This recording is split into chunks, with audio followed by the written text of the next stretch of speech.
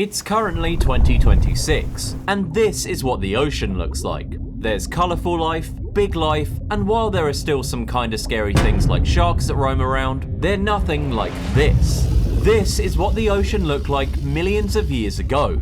And no, there wasn't just one or two random giant prehistoric sea creatures. The ocean was covered in animals that looked like this. Everything had teeth, armour, weapons that don't even exist anymore in animals today.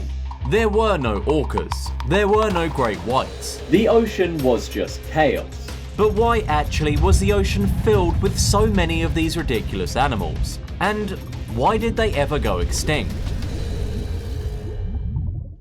When most people try to imagine prehistoric oceans, they usually picture the exact same ocean we have now, but with bigger fish. They imagine giant sharks, giant squids, and maybe some weirdly shaped crabs. But for millions of years, the absolute worst terrors in the ocean were actually reptiles. And this is a massive distinction. A fish operates mostly on pure instinct. It reacts to vibrations, smells blood, and bites. A marine reptile though, it's hunting with the actual intelligence of a land animal. Things like Plesiosaurus and Mosasaurus didn't start in the water. Their ancestors actually lived on land, developed lungs, developed complex brains, and then decided to go back into the ocean. They basically did all the hard evolutionary work to walk on land, and then just went, nah, never mind, water was better.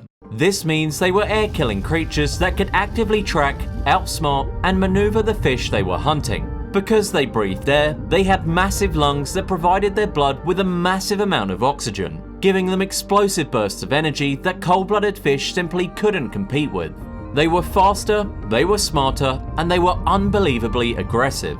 The prehistoric ocean wasn't just a giant fish tank. It was a flooded world ruled by air-breathing lizards that had absolutely zero competition. And obviously, the ocean didn't just start out this way. Before the reptiles took over, the ocean was ruled by fish. And back then, the ocean was so brutal that having normal skin was basically a death sentence. If we go all the way back to the Devonian period, about 360 million years ago, the ocean was essentially in an active arms race. Evolution hadn't quite figured out how to make things fast yet, so instead, it just focused on making things hard to eat. Everything was biting everything else, and if you have normal fish scales, you're going to get chewed to pieces. So, evolution provided a very blunt solution: armor. It created a fish that was basically wearing a permanent, heavy-duty helmet. Dunkleosteus. This fish grew up to 20 feet long, but it didn't look like any fish you've ever seen. Its entire head and thorax were covered in armor that looked like this. It literally had a face made of rock. And the craziest part, it didn't even have teeth. Instead of teeth, its jawbone just extended outward into two blades of bone that looked like this. And every single time the Dunkleosteus opened and closed its mouth, these bone blades would grind against each other. This means its face was actively self-sharpening. When this thing bit down, it generated thousands of pounds of force. It could literally just snap a prehistoric shark completely in half. The ocean in the Devonian was so unbelievably hostile that the only way to survive was physically encase your vital organs in heavy, thick bone. You either had armor or you were food. But this raises a really obvious question. If having a face made of literal rock made you completely invincible, why don't modern fish look like this? Well, because swimming around with a giant rock attached to your face is exactly as exhausting as it sounds. Armor is great for stopping a bite, but it's absolutely terrible for literally everything else. Bone is heavy, and when you're dragging a solid bone skull through the water, you're incredibly slow. You burn so much energy trying to swim in a straight line that you're probably going to starve. Eventually, evolution realized that you don't actually need to survive getting bitten, if you never get caught in the first place. So, animals started ditching the heavy bone plates. They traded their armor for cartilage, streamlined bodies, and speed. And once the marine reptiles officially entered the water, the arms race completely shifted directly towards size and speed. This is when things like the pliosaur showed up. Pliosaur basically looked like a 40-foot long torpedo with 4 giant flippers and a skull that was the size of a car. They didn't need armor because they were simply too big to be threatened by anything else, and they were fast enough to run down anything that tried to escape. the strategy of the ocean completely flipped. Hiding was useless. You literally had to become the biggest thing in the water. But how? How does an ocean actually support this many animals getting this huge? If you look at the modern ocean, getting massive is actually really difficult. There's barely any food floating around in the middle of the Pacific, which is why most modern sea life hugs the coastlines or coral reefs. But millions of years ago, the Earth looked completely different. During periods like the Cretaceous, the planet was incredibly warm. There were basically no ice caps at the poles. And because all that water was melted, global sea levels were hundreds of feet higher than they were today. The excess water completely flooded the continents. It split North America right down the middle, creating something called the Western Interior Seaway. So if you lived in Kansas back then, you'd be underwater, and probably getting eaten. And this is the exact reason why the monsters got so big.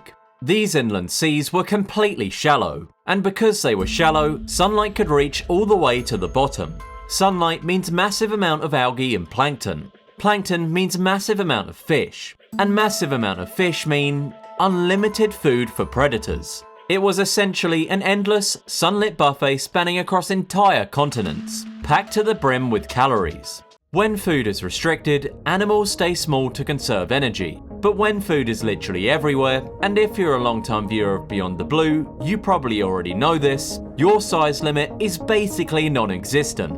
Evolution allowed these predators to grow completely out of control because the environment could effortlessly support their daily calorie requirements. So, just how bad was it in this warm, shallow sea?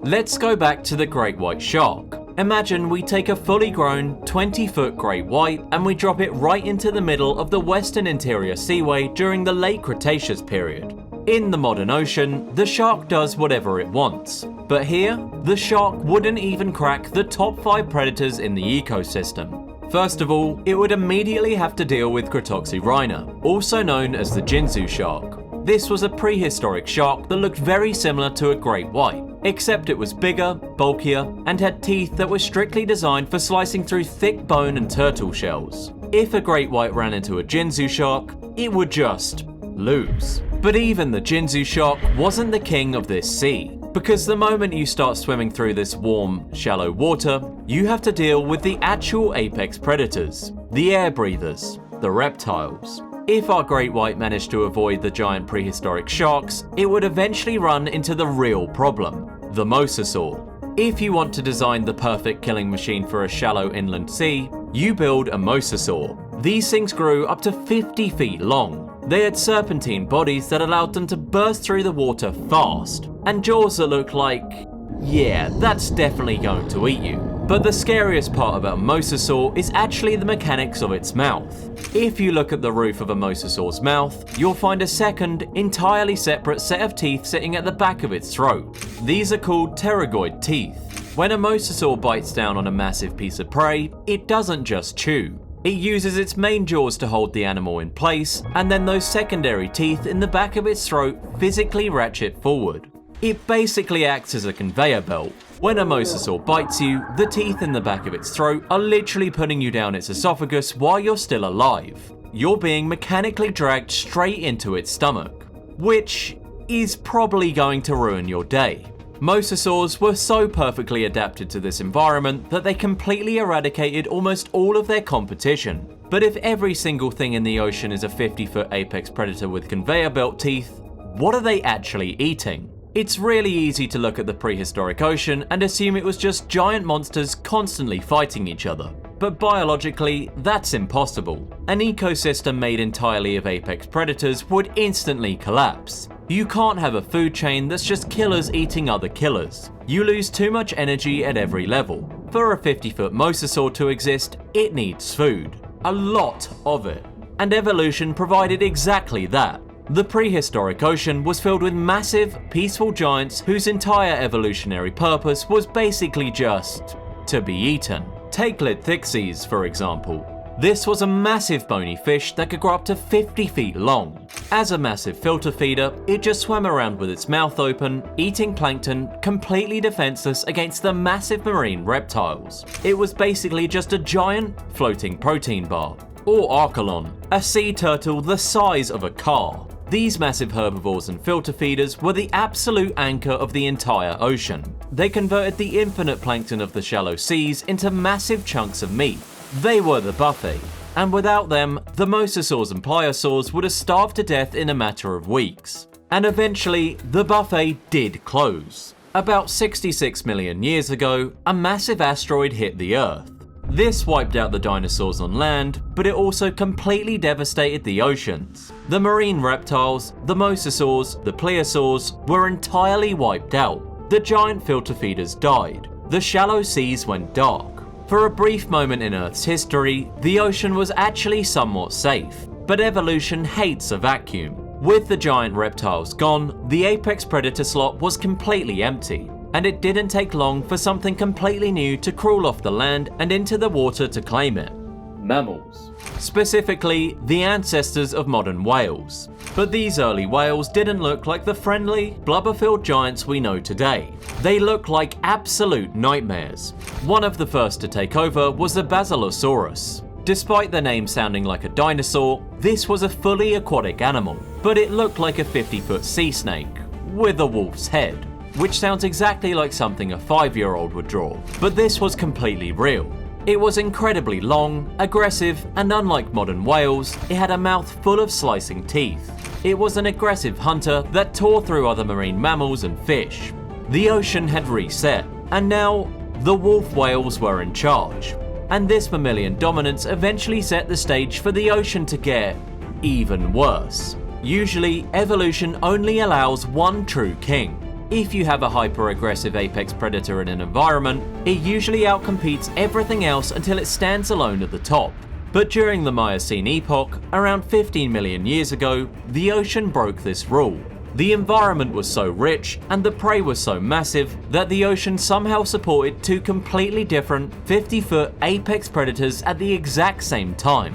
The first you already know, the Megalodon, a 50-foot, 50-ton shark with teeth that look like this. But the second was something arguably even more terrifying, Livoton. This was a prehistoric sperm whale that was the exact same size as a Megalodon. Modern sperm whales dive deep to eat soft squids, but Livoton hunted directly at the surface, and it had the largest biting teeth of any animal in planetary history. Its teeth were over a foot long and as thick as a human arm. These two absolute monsters swarm in the exact same oceans, hunting the exact same prey. And while they probably avoided each other most of the time, because fighting a 50-ton rival is a great way to get yourself killed, the fact they both existed simultaneously shows just how extreme the prehistoric ocean actually was. But why did the Megalodon ever need to be this big? It's easy to look at the Megalodon and just think, oh, it's just a scaled up great white. But the Megalodon hunted whales, and whales have incredibly thick rib cages protecting their vital organs. If a great white tried to bite through a whale's rib cage, its thin teeth would instantly shatter. So the Megalodon had to evolve a completely different type of tooth. They were incredibly thick and heavily reinforced at the base. The Megalodon was physically impacting its prey. When a Megalodon hunted a small baleen whale, it would hit from below so hard that it would physically shatter the whale's ribs, destroying its heart and lungs instantly. Ouch. The Megalodon didn't get to be 50 feet long just for fun. It evolved to this size strictly because its prey was getting massive. But this extreme specialization was actually a massive trap. Being a 50-foot, 50-ton sea monster sounds like you basically won. You have no predators, and you can kill whatever you want. But the reality is, being a sea monster is actually incredibly risky, because when you're that massive, you have one real weakness: your metabolism. You require tens of thousands of calories every single day just to keep your massive heart pumping and your giant muscles moving. You're entirely, 100% dependent on the ecosystem being absolutely perfect. You need a never-ending supply of high-calorie prey. If you're a Megalodon and your entire existence relies on eating a whale every few days, what happens when the whales leave? You can't just switch to eating small fish. You'd burn more calories chasing a small fish than you'd get from eating it. Your massive size suddenly becomes a complete liability. You're trapped in a body that demands fuel that no longer exists. And unfortunately for the Megalodon and every other giant monster of the past, the ecosystem didn't stay perfect. So how did the era of sea monsters actually end? Why aren't we dealing with megalodons and giant reptiles today? They were actually defeated by a drop in temperature. As the Earth entered the Pleistocene epoch, the global climate began to cool down drastically. The Ice Age had arrived. And when the Earth gets cold, water freezes at the poles. Massive glaciers and ice caps began to form, locking up millions of gallons of ocean water. Because all this water was now trapped as ice, global sea levels plummeted. Those shallow inland seas that spanned across continents, they completely drained away. The massive coastal buffets disappeared. Without the shallow seas, the massive amount of plankton died off. And without the plankton, the giant filter-feeding whales had no food. So they either died off or migrated to the freezing waters of the poles. Waters that were far too cold for a warm water shark like a megalodon to survive in. The megalodon was left in the tropics with no food, and because its body required so many calories, it simply starved to death. The most dominant, overpowered predator in Earth's history wasn't killed by a bigger monster.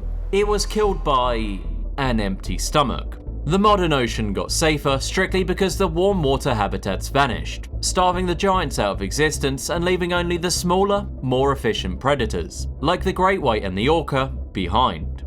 But did the terror actually die? The surface of the ocean today is relatively tame compared to the Cretaceous period. But if you dive down into the Midnight Zone and beyond, you'll realise that the brutal rules of the prehistoric ocean are actually still here. They just moved into the dark. Once you go down into the deep sea, the environment gets hostile, fast. There's no sunlight, there's barely any food, and the pressure is enough to crush a submarine. Down here, evolution is still producing absolute freaks. You have things like the anglerfish, which uses a glowing lure to trick prey into the pitch black. You have the stoplight loosejaw, a fish that can literally unhinge its entire skull to swallow prey larger than its own body in a fraction of a second. You have the giant squid, a very gigantic squid that fights sperm whales in the pitch black. In the deep sea, you don't get long chases or wasting energy on a hunt. When these guys hunt, you only get one chance. It's either you kill or you don't. Most of the weird traits are now just hidden miles beneath us. No, they aren't anything like what mosasaurs once were, but still weird. If we look back at the history of the ocean, the pattern is incredibly obvious. When the Earth is cold and the ice caps exist, the oceans are relatively tame. The predators stay small and the coastal waters are safe. But when the Earth gets warm, the ice melts, sea levels rise, and the shallow seas return. The monsters come back. And right now, our planet is warming up. The ice caps are melting. Global sea levels are slowly rising. Obviously, a mosasaur isn't going to magically spawn in the Atlantic Ocean tomorrow. You aren't going to go to the beach next week and see a 50-foot lizard eating a jet ski. Evolution takes millions of years. But by actively warming the planet and melting the ice caps, we're essentially completely resetting the exact environmental conditions that created the most terrifying sea monsters in planetary history. We're slowly rebuilding the warm, shallow, flooded coastlines that allowed gigantism to go completely off the rails. If this trend continues for the next million years, the great white shark might not stay the king of the ocean forever. Evolution will eventually take advantage of the new infinite buffet. And the next time something decides to crawl off the land and back into the water, it might just stay there and grow. So while the modern ocean might seem safe for now, just remember that evolution is incredibly patient, and the ocean always remembers how to make a monster. I think I'll just stick to dry land for now. But anyways, thank you guys for watching, and I hope you enjoyed this one. Please leave some suggestions in the comments for future videos, because I actually do read your comments and I'm always looking for new stuff to cover. And if you want to see our video about the giant squids that are actually fighting the whales in the pitch black right now, check out this video here. And if you haven't seen my second channel yet, Beyond the Green, make sure to check that out too. It's similar stuff, just outside the water.